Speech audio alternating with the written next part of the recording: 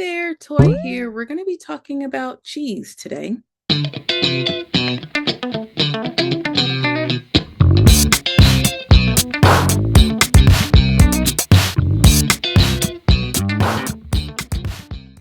And to be honest, it's probably not the last time we're going to talk about cheese, but the quick meal video that I've put out recently is me making just one of many versions of non-dairy cheese.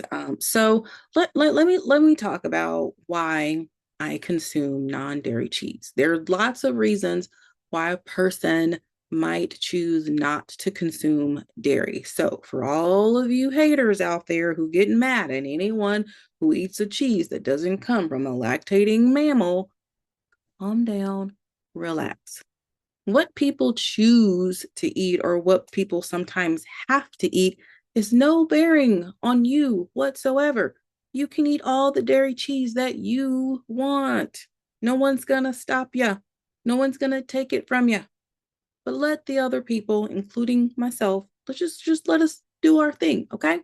So, I adore cheese. Um, and I also used to really adore milk. I was one of those people. I was gonna say kids, but I did it even as an adult. So I was one of those people who used to drink milk, like just drink it. It was one of my beverage options. There was water, there was milk, there was juice, like I used to just drink milk. But back in my 20s, there was a concern about the cholesterol or the fat or something like that in the milk. And so I made the switch way back then to not drink dairy milk, but I still consumed dairy products for the next, 20 years or so. The reason why I've gotten to the point where I just can't handle dairy anymore, I want to be clear that I am not lactose intolerant. I've never been lactose intolerant. My husband is lactose intolerant, and that joker still eats cheese from time and gets an upset tummy and has to go to the bathroom. Anyway, so I the thing is, because I probably have gone so long without consuming dairy now, it probably would upset my stomach if I had it now, just because my body is not used to consuming it. But I was never lactose intolerant, so that's not the reason that I'm dairy free. I'm also currently not currently living like a plant-based or vegan lifestyle. I don't think there's absolutely anything wrong with either of those lifestyles. Um, with all of my restrictions, I just felt like adding that on it would just be an additional restriction. And so that's not the reason either. Although that's a very valid reason. So if you happen to be lactose intolerant, that's a very good, valid reason to not consume dairy products. If you happen to be plant-based or vegan, very good, valid reason not to consume dairy. Okay. Now, here is the reason that I no longer consume dairy. Now, I want to be clear that this is me, this is my experience. Not every person is the same. So don't go dairy free because I went dairy free, and don't be telling people that I told you you had to do this or that or the other. I hope you are making decisions based upon your own research. You're speaking to a professional, a doctor, a dietitian, nutritionist, something, an elimination diet, something. But for me, became a problem for two reasons. So number one, I have lots of just general digestive issues. And even though I've never been lactose intolerant, my digestion has been kind of slowing down. It's getting harder for me to process things. And so foods that have a high fat content, I have to be concerned about. My my digestive system struggles with digesting or processing fat, point blank. So that doesn't mean that I have to be on a fat-free diet. That's not what it means at all, but I do have to be concerned about how much fat I'm consuming. And so the reason why dairy becomes a factor in that is that a lot of dairy products have a lot of fat in them. That's not to say that I couldn't eat those things and maybe reduce my fat somewhere else. You see what I'm saying? So like it would still be possible for me to consume dairy if it was just the fat, but it would be a little bit more challenging. So for instance, let's say you have a burger and you put a slice of cheese on it. I might have to take half that slice of cheese, shred it up to spread it around a little bit. So I'm still kind of giving that effect to get less amount of fat, if that makes sense. So it's just a little bit more work in order for me to consume the dairy without having too much fat, because I am still getting fat from other sources. That burger probably has some fat in it too. So I have to be thinking about where my fat is coming from. And by eliminating dairy, that helps me control my fat a whole lot better. And I have more choices about other places where I can get fat. If you followed when I was on doing my like food updates on my Toy Thomas channel, I used to talk about how if I have to choose between, I think it was like cheese and bacon, I would choose the bacon.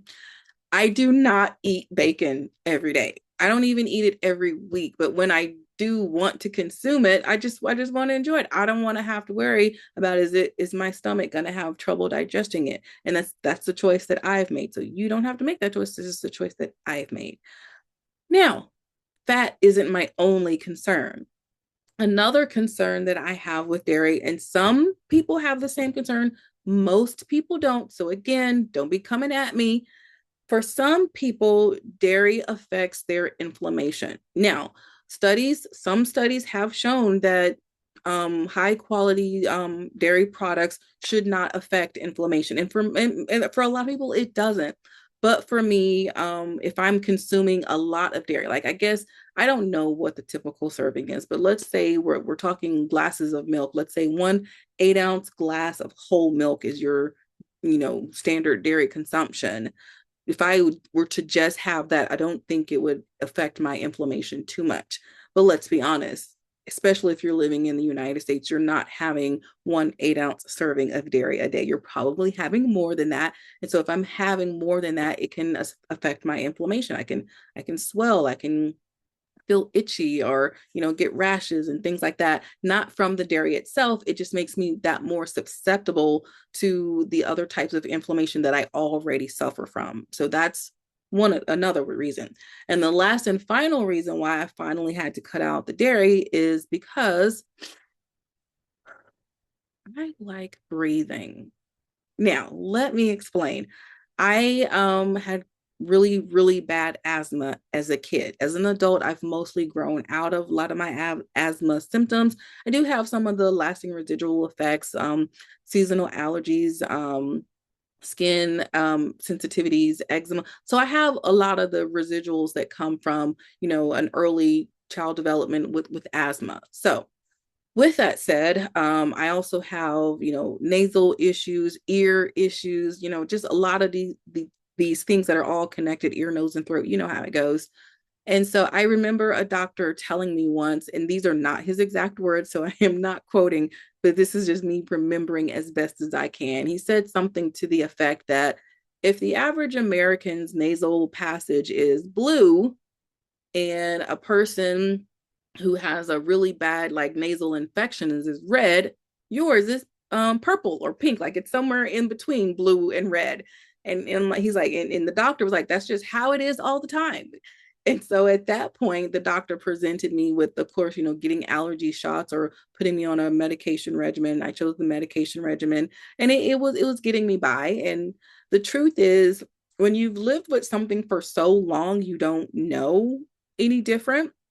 And so when I started toying with the idea of going dairy free, I just started, writing down the different things to see what I noticed. I didn't really know like how, if it was really going to make a difference or not. I was all really just expecting to find out that cutting out the dairy had no change in my life whatsoever, and I was going to continue eating dairy. But what I found out was I was living in a constant state of congestion. I did not know what it felt like to not be congested. I remember one day I took a deep breath and I got lightheaded because I wasn't used to being able to take a deep breath and have it be like so clear and just be air coming into my nose. And I was like, whoa, what is that? That's what it feels like to take a deep breath and not be congested.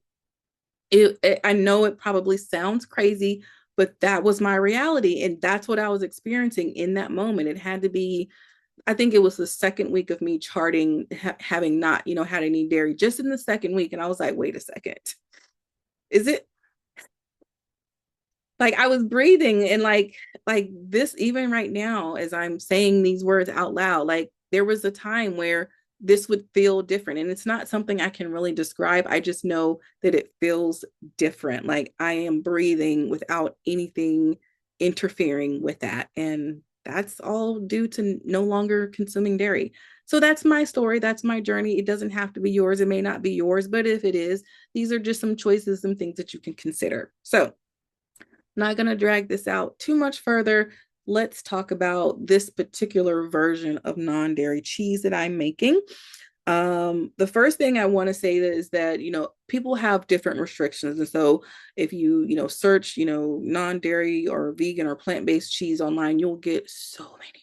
So many. So you really kind of have to do your own research and figure out like what your preferences are, what your restrictions are. There are a lot of nut-free recipes out there for people who will have sensitivity to nuts. And I've tested out some of those, and I do have one of those that I keep on hand in case I'm going to be making a non-dairy cheese for someone that I know is nut-free. But because it's not an issue for me, when I'm making my preferred non-dairy cheese just for my consumption, it has nuts in it. So there are little things like that. I want to say one more thing before I get into my recipe. So this is a recipe that I have um, been inspired by other content creators who, put their recipes out there. They've been so helpful to me in my journey with food. And so there's one thing though, and I think this is more, I see this more with the plant-based influencers and content creators, is that they tell you that when you want to create your non-dairy cheese, that the secret ingredient is nutritional yeast. And that's not entirely true. Yes, you absolutely will need nutritional yeast if you're going to try to make a non-dairy cheese. But that's not the secret ingredient. For me, what I have found, and again, everyone is different, so test it out for yourself. What I have found, the secret ingredient to making a non-dairy cheese that actually tastes like cheese is that you're going to need nutritional yeast, you're going to need an acid, and you're going to need some type of umami. Those are the three things that you're going to need: nutritional yeast, an acid, and umami. And I'm going to talk about that in just a moment.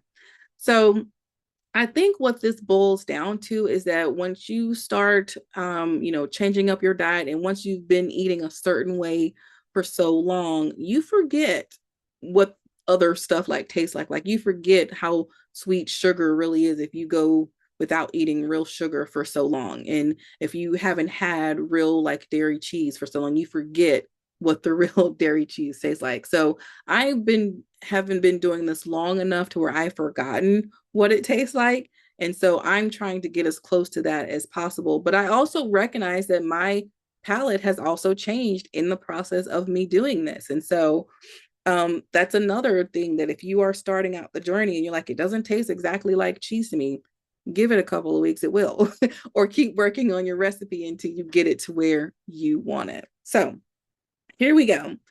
Um, so for this recipe that's appearing in my quick meal short, I use, I think, either a cup or half a cup. I don't have the measurements figured out later, but I use cashews. Now, cashews is really what helps to give you like that really creamy texture when you're making a non-dairy cheese, and you are allowed to use nuts. Now, if you're not using nuts, I'll talk about one of those recipes later. Now, if you have like a high speed blender or really, good processor or something like that, and I've seen lots of content creators just take their raw cashews and put it straight into the device and just blend it up and they are good to go. I don't have it like that just yet. Maybe one day I'll be able to have it like that. So I typically have to boil my cashews to be able to get them to blend down smoothly to be able to mimic cheese. And so since I know I'm going to have to boil them anyway, I choose to kind of put all of my ingredients together. So I have a basic yellow cheese that I make and a basic white cheese that I make. My white cheese recipe is a little bit different, so I'll do that one another day. I'm doing my basic yellow cheese recipe. I like to use chickpeas in this recipe. Some people will think that's absolutely crazy, but this is me, not you. So you do you. Again, if I'm making the chickpeas from scratch, which I really do try to do, But sometimes, life, gets busy and I'm using a can. I am going to take that can, which those chickpeas are technically cooked, but not, no, no. I'm going to take that can and I'm going to rinse those very well to get all of the canness off of them. And I'm going to put them in there with my cashews and boil them. I want them to be super soft. I'm probably going to put about a fourth of a teaspoon of baking soda in that boiling water so that those cashews and those chickpeas get really good and soft. Break down any, I think it's flavonoids or whatever it is. I want that to just be mush when it goes into my cheese concoction. Now, because I'm making my basic yellow cheese recipe, I'm also going to throw in a good sized carrot. If you only have like little bits of carrot, you'll have to kind of measure out like how much you want. The carrot does two things. One, it adds a nice color to the cheese that you're making. And believe it or not, cooked carrot without, any seasoning or it adds kind of a little bit of a butteriness to it. I know it sounds crazy. I've done the recipe without it, thinking I didn't really need it. And I was like, darn it, I do miss the carrot. So yeah, I do put in a good sized carrot in with the nuts and the chickpeas, and I just boil it until that carrot is super soft, and that's how I know it's ready to be drained and go into my food processor. So that is the base. From that, I'm going to add half a cup of nutritional yeast. Now, remember, I said nutritional yeast is absolutely necessary, but it's not the secret. You're also going to need an acid and you're going to need umami. Now, I have seen other content creators and influencers say that you can alternate between lemon juice and apple cider vinegar. No, that does not work for me. Maybe it works for other people. Everybody's palate is different. When I have tried to make these recipes with apple cider vinegar, it did not taste like cheese to me. So I use lemon juice. Fresh squeeze is the best. However, you can also use the little squeezy like concentrate if that's what you have on hand. I know a lot of people online will say you can only use fresh squeeze. I'm all about meeting people where they are. If you can get the little concentrate from the store, that's what you have access to. That's what you can afford. You do you. Sometimes I'm too lazy to do the citrus. I will say one more thing real quick. It's not always that I'm lazy. I am actually sensitive to citrus. Like when I touch it, it burns my skin. So sometimes I don't want to burn my skin. Sometimes I do, sometimes I don't. So I use what I can use. So I use lemon juice in my recipe. So nutritional yeast and lemon juice is the acid. And then the umami, let me give you a couple of options here. I prefer to use white miso paste. Now, white miso paste is fermented soybeans. So if you are soy sensitive, you may not want to use the white miso. You have options. You can use tamari, which still has soy in it, but it doesn't have gluten. Or you could use coconut aminos, which is not soy or gluten. So you could use that as your umami in place of the white miso. But I really like using the white miso in mine. Now, from there, I'm going to add about half a teaspoon of turmeric. You don't want to add too much turmeric. A little bit of turmeric goes a long way. In this recipe, it's just for the color. But if you add too much to it, your cheese is going to taste like turmeric. So make sure you just are adding enough for the color. So the balance between the turmeric and the carrot will give you that nice cheesy color that you're looking for. Anytime I put turmeric in something, I'm also going to put a little bit of black pepper. If you don't want to put that in there, you don't have to, but I usually will put about half a teaspoon of black pepper. If you feel like, please taste your stuff as you're making it. Don't just put it all in and at the end see what you have. Taste it to see kind of when you start to blend it. Let me say that when you start to blend it, it's okay to like just taste it a little bit to see, oh, you know what? I think that needs a little bit more salt. Because the nutritional yeast and the whatever umami you're using already probably has salt in it, I don't recommend adding salt to it unless you feel it needs salt. Depending upon, I think sometimes the density of what I'm making, I do end up adding an additional fourth teaspoon of salt to mine, but just salt it as much as you feel like it needs. So just taste it and see. If it doesn't need more salt, then don't add more salt. Now, once you have that, I also like to add a little bit of a thickener to it because it might be kind of watery. And depending upon what I'm going to do with this base, if I'm going to be using this as a cheese sauce, like I'm not going to try to solidify it into a block or anything, I'm going to add a tablespoon of cornstarch. If I'm going to be trying to turn this into a block, I'll use tapioca starch, but I'm not doing that in the video that I've posted. I'm just making it into a cheese sauce. So all of this stuff is going into the blender. I'm also going to be adding half a cup of plant-based milk of my choice, of my choosing. For this, I like to use either soy milk or pea milk because it gives me additional protein. Like if I was eating real dairy cheese, there would be more protein in it. But if, you know, again, if you're soy sensitive, pea milk is probably your best choice. But if you're not worried about the protein content and you want something really creamy, oat milk could be really good. Oat milk is super creamy, but it's also thick on the carbs. So just keep that in mind. And then lastly, what I do, again, to thin this out because I'm turning this into a cheese sauce, I add about half a cup of the water that the nuts and, you know, the beans and the carrot had been like boiling in. I reserve half a cup of that, and that goes into the food processor. Everything gets blended up. I put it into containers, stick it in the refrigerator. I usually make a lot of it at one time, so some of it goes into the freezer so I can have it later. But that's my basic cheese sauce. If I was going to be turning this into a block at some point, I'd be adding some agar, but that's a video for another day. So, like I said, I make my own non-dairy cheese now, and I breathe really well. My tummy feels really well. And, you know, sometimes I miss regular cheese, but the longer and longer I keep making my own cheese and I get to cater it to my flavor palette, I mean, it is what it is. I made a banging mac and cheese for Thanksgiving. So there you have it, guys. I would love to know some of your stories, some of your recipes, some of your journey. Why do you eat the things you eat or not eat some of the things you eat? Have you ever tried to make a non-dairy, like anything, whether it's a non-dairy cheese or maybe a non-dairy butter or something? I would love to know. Until next time, guys, stay safe and be blessed. Knauthentic number 5, starring Toy Thomas, featuring no one else at this time. Topics discussed: quick meals, non-dairy cheese, knowing your flavor palette. Produced by Toy Thomas in association with the Toy Box of Words and Lit Carnival. Directed by Toynet Toy Thomas. Thanks again to the Knauthentic community on Substack and YouTube. This is all for you.